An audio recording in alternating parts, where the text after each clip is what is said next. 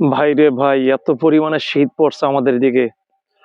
একজন কৃষক ছাগলের মালিক, ওনার ইউনিক আইডিয়া, ছাগলকে চটের ছালা বেঁধে দিছেন যেন ঠান্ডা কম লাগে।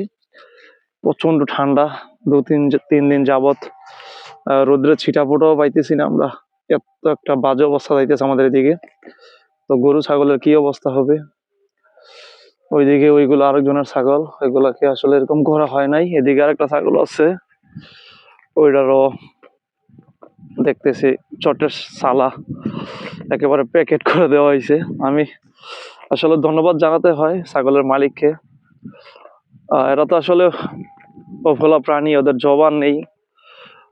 কষ্টটা কতটা তীব্রতা ভোগ করে ওরা আসলে এটা প্রকাশ করতে পারে না। আমরা হয়তো শীতের মধ্যে বিভিন্ন সোয়েটার, জ্যাকেট, জাম্পার, শীত কম লাগবে এরকম পোশাক আশাক পরিধান করি।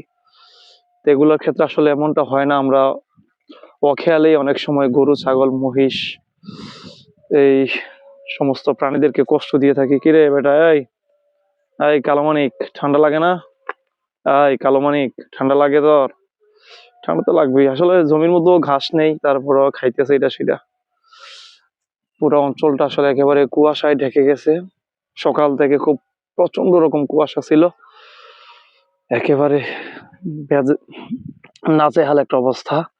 সকালে ঘুম থেকে উঠে তো দেখি বৃষ্টির মতো আসলে কুয়াশা পড়তেছে, ঝিরঝির ঝিরঝির করে। মনে হয় যেন বৃষ্টি আসতেছে, এমন একটা অবস্থা ছিল। ওই দিকে আরেকটা দিছে, এটা খুইলা ফেলছে। এটা খুইলা এটার মালিক আসলে হয়তো এটা আবার ঠিক করে দিবে। তো এই হলো অবস্থা আর কি। কার এদিকে কেমন শীত একটু জানাবেন, কমেন্ট করবেন। প্রচুর শীত আমাদের এদিকে।